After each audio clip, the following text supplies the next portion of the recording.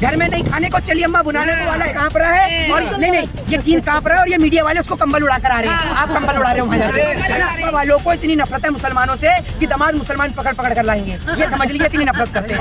Phone करके कहते होंगे ना, अरे रूस से बोल रहे हो क्या, पुतिन बोल रहे हो, 10 मिनट के लिए युद्ध रोक दो जरा, हमारे देश के नागरिक है वो आ रहे हैं, बॉर्डर क्रॉस करते फिर युद्ध जारी कर देना। कैसी बेहुदगा वाली बात करते हैं। अपने खुद के गृह राज्य घर में तो उनका गड्ढा खुद गया है। वो कह रहे हैं जेपी नड्डा उनकी बात को मानेंगे, अपना राज्य तो उनसे जीता कर नहीं गया। कुछ पढ़े लिखे हैं नहीं। मोदी जी बोलते हैं बेटी बचाओ बेटी पढ़ाओ। मोदी जी कितने पढ़े लिखे सबको पता है। मोदी जी जो है ना, मोदी जी को सोफा दे रखा है, बाकी जिनपिंग जो है वो छोले की लाइन में लगा हुआ है, छोले उसके कुत्ते बिगड़ गए हैं। जो बाइडन को दरी पे बिठा रखा है, मोदी जी अकेले सोफे पे बैठे हैं। एक बात मुझे बताइए, आप मोदी समर्थक के जीवी हैं क्या? मोदी जी को मानने वाले हैं क्या आप होते कौन है? आंदोलन तो इस देश का फंडामेंटल राइट है। आर्टिकल 19 आपको और मुझे सबको परमिशन देता है कि आंदोलन करने की। हमें किसी से पूछने की जरूरत थोड़ी है। आपको और मुझे अधिकार देता है। आपसे पूछूंगा थोड़ी मैं। कॉन्स्टिट्यूशन को मानने वाले लोग हैं, कॉन्स्टिट्यूशन को मानने वाले लोग तो वैसे फॉलो करते हैं। आंदोलन करना हमारा फंडामेंटल राइट है। मोदी जी सही तो कहते हैं कि कुछ आंदोलन जीवी ऐसे हैं कि अरे भैया सुनिए मेरी बात सुनिए, अगर ये आंदोलन जीवी आंदोलन नहीं करते ना, धरने नहीं करते तो मोदी जी आप अंग्रेजों से आजादी नहीं हो पाते, ठीक है ना। अगर ये आंदोलन करने के अधिकार नहीं होते ना तो आप आज भी किसी अंग्रेज के घर में उनके जूते और चप्पल साफ कर रहे होते। ये तो आप शुक्रिया अदा करिए कि इस देश के अंदर जो पिछले जो लोग थे उन्होंने देश के खातिर फांसी के फंदे को चूमा, क्रांति को अपनाया और देश के खातिर उन्होंने फांसी के फंदे को चूमा। वरना आप लोग तो ऐसे लोग हैं जो देश की आजादी के वक्त में अंग्रेजों के खिलाफ माफी मांग लिख रहे थे, अंग्रेजों से डर के माफीनामे साइन कर रहे थे। आप लोग का इस देश की आजादी में क्या योगदान है? इसलिए राहुल गांधी जिस देश में गुलाम बनाया वहाँ जाकर कह रहे लोकतंत्र खतरे में है। लोकतंत्र बिल्कुल खतरे में है। लोगों को बोलने नहीं दिया जाता है। लोग अगर बोले धरने प्रदर्शन करें उनके ऊपर मुकदमे दर्ज हो जाते हैं। आज एक बात मुझे बताइए, आर्टिकल 19 जो लोगों को धरने और प्रदर्शन करने की आजादी देता है और इस देश के अंदर जो फंडामेंटल राइट है, राइट टू स्पीच का जो अधिकार है, राइट टू फ्रीडम का जो अधिकार है,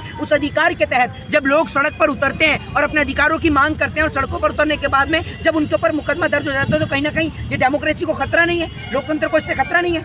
एक बात आप मुझे बताइए, प्रधानमंत्री मंचों से सिर्फ झूठ बोलना चाहते हैं, झूठ बोलते ही हैं। और मुंगेरी लाल भी क्या सपने दिखाता होगा जो नरेंद्र मोदी दिखाते हैं। झूठ बोलने में ये आदमी एक्सपर्ट है। शेख सिल्ली को भी पीछे छोड़ दिया है। और मैं तो यही कहूंगा कि अगर टीम इंडिया को मैच जीतना है तो नरेंद्र मोदी को खिलाना होगा, क्योंकि जब तक जसप्रीत बुमराह ठीक होकर नहीं आ जाता, मोदी जी की जगह पर जसप्रीत बुमराह को खिलाना चाहिए। क्योंकि मोदी जी फेंकने में तो इतने बड़े एक्सपर्ट हैं कि शोएब अख्तर भी क्या फेंकता होगा जो मोदी जी फेंकते हैं। अभी देखा था आज तक के कॉन्क्लेव में मोदी जी आए थे, क्या क्या बोला? मैं आपसे क्या कहता हूँ, मोदी जी आज तक पे ही आएंगे, न्यूज 18 पे आएंगे, ठीक है ना, सुधीर चौधरी के जी न्यूज पे आएंगे और तमाम चैनल पे आएंगे। बाकी रवीश कुमार से या देश की जनता से 1 to 1 नहीं कर पाएंगे, क्योंकि मोदी जी बेचारे रहे टेलीप्रॉम्प्टर देख कर बोलने वाले। और टेलीप्रॉम्प्टर तो आज तक न्यूज 18 जी न्यूज इन्हीं में चलता है। ये जो आप एंकरों को देखते हैं ना, टटर टटर बोलती रहती है, ये सब टेलीप्रॉम्प्टर सामने चलता रहता है, उसमें से देख के बोलती है, ठीक है ना। अगर टेलीप्रॉम्प्टर बंद कर दिया जाए तो ना तो देश की मीडिया बोल सकती है और ना देश के प्रधानमंत्री बोल सकते हैं। कितना लाइन में बोल रहे थे, उन्होंने कहा कि 12 करोड़ लोगों को शौचालय बना के दिया, 3 करोड़ लोगों को घर बना के दिया। अरे भैया जब खाने को, एक बात आप मुझे, खाने को रोटी नहीं है कि खाली पेट शौचालय में बैठे रहेंगे।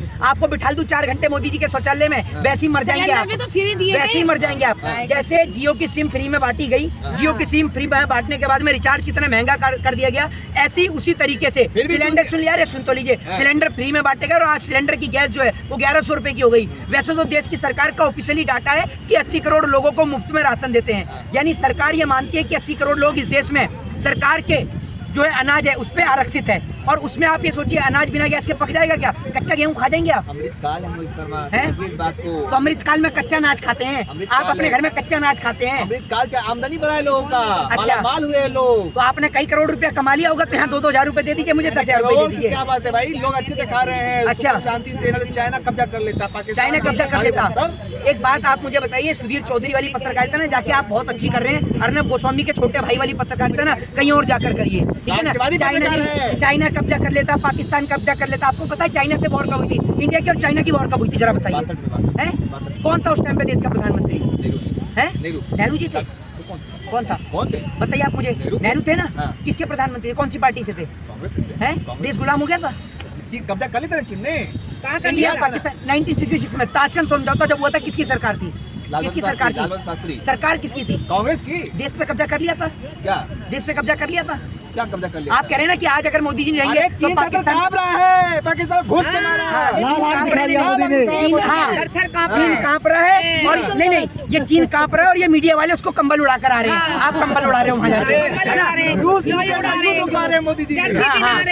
मोदी जी कैसी बात आप कर रहे हैं। एक मिनट, मोदी जी फोन करके कहते होंगे ना, अरे रूस से बोल रहे हो क्या, पुतिन बोल रहे हो, 10 मिनट के लिए युद्ध रोक दो जरा, हमारे देश के नागरिक है वो आ रहे हैं, बॉर्डर क्रॉस करते हैं फिर युद्ध जारी कर देना। कैसी बेहुदगा वाली बात करते हैं। बीजेपी के राष्ट्रध्यक्ष कह रहे हैं जेपी नड्डा के अपने खुद के गृह राज्य घर में तो उनका गड्ढा खुद गया है।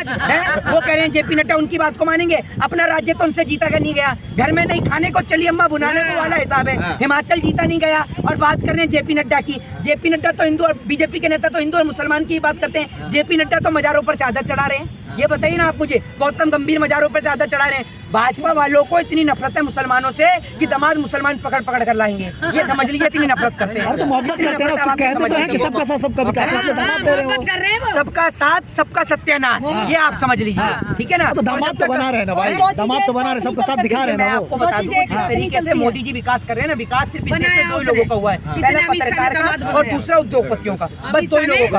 आप एक बात मुझे बताइए, आज किसान यहाँ धरने प्रदर्शन पे बैठा हुआ है, एक बात आप मुझे बताइए, किसान क्यों बैठा है? किसान को कोई अपना घर छोड़ के आने की कोई जरूरत थोड़ी पड़ी है। 13 महीने पहले सड़क पर बैठा किसान के ऊपर सरकार कभी वाटर कैनन से पानी छोड़ती है, कभी आंसू गैस के गोले दागती है। सरकार जिस प्रकार से इनके ऊपर जुल्म कर रही है, सरकार जो है ना इनकी मजबूरी का, इनकी परिस्थिति का मजाक, इनका उपहास उड़ा रही है। जिस प्रकार से आपने देखा कि किसान को 2 रुपए का चेक दिया जाता है, एक बात आप मुझे बताइए, ये कहीं ना कहीं किसान की परिस्थिति का मजाक और उपहास नहीं है?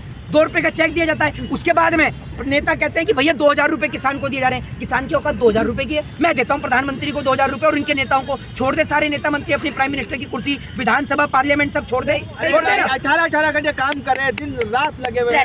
18 घंटे काम करके उस आदमी ने रेलवे बेच दिया, एयर इंडिया बेच दिया, BSNL बेच दिया, MTNL बेच दिया। रेलवे स्टेशनों पर देख रहे हैं ना क्या चल रहे हैं, जहाँ पर सूचना होनी चाहिए वहाँ पर कैसी कैसी चीजें चल रही है, आपको खुद ही पता ही है, ठीक है ना। आपको पता ही है, ये बात के लिए आपको पूरी तरीके से पूरे देश को पता है कि रेलवे स्टेशनों पर आज क्या चल रहा है।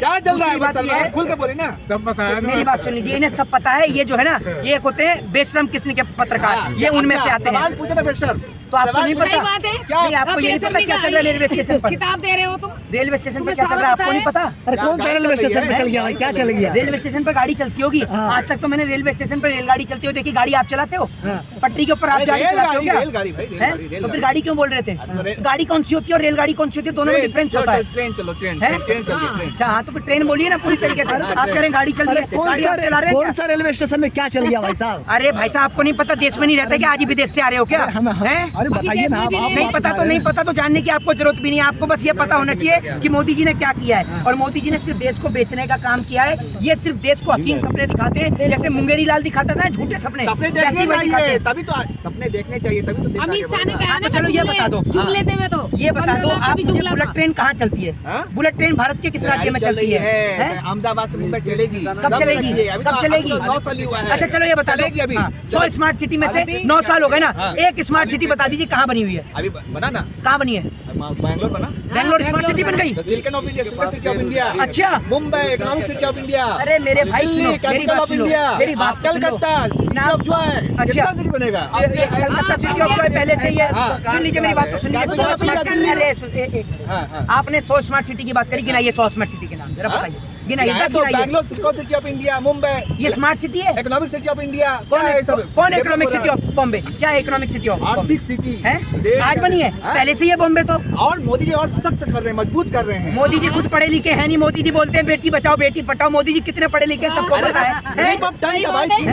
कैसा है? एक बात आप मुझे बताओ, ये आदमी बिना टेलीप्रॉम्प्टर के बोल नहीं पा रहा है, आप कह रहे हो कि स्लिप ऑफ टंग है। मोदी जी को अमेरिका ने कई साल तक वीजा नहीं दिया, आपको ये बात पता है? और आज भाई अमेरिका फूल बिछा रहा है, फूल बिछा रहा है। अमेरिका में मोदी जी अपनी सिक्योरिटी तो लेके नहीं जा सकते, फूल बिछा रहा है। कहाँ बिछा दिए? ये G20 को ऐसे दिखाते हैं कि जैसे सिर्फ मोदी जी जो है ना, मोदी जी को सोफा दे रखा है, बाकी जिनपिंग जो है वो छोले की लाइन में लगा हुआ है, छोले उसके कुत्ते पे गिर गए हैं। जो बाइडन को दरी पे बिठा रखा है, मोदी जी अकेले सोफे पे बैठे हैं। नोबेल पुरस्कार मिला मोदी जी को, शांति का नोबेल पुरस्कार।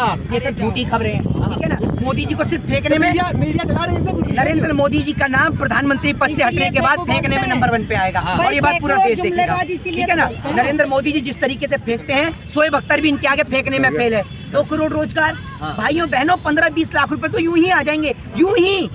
भारतीय मनोरंजन बैंक आज तक नहीं आए। 100 स्मार्ट सिटी, सबके खाते 2 भर गए। करोड़ रोजगार, किसानों की आय दुगनी। मैं आपको कहता रहा हूँ भाई साहब, शोएब अख्तर भी क्या फेंकता होगा जो मोदी जी फेंकते हैं। टीम इंडिया को जीतना है तो मोदी जी को टीम में खिलाया जाए, इतनी जबरदस्त फेंकते हैं कि सारे गेंदबाज इनके आगे फेल हैं। जय हिंद, जय भारत, वंदे मातरम।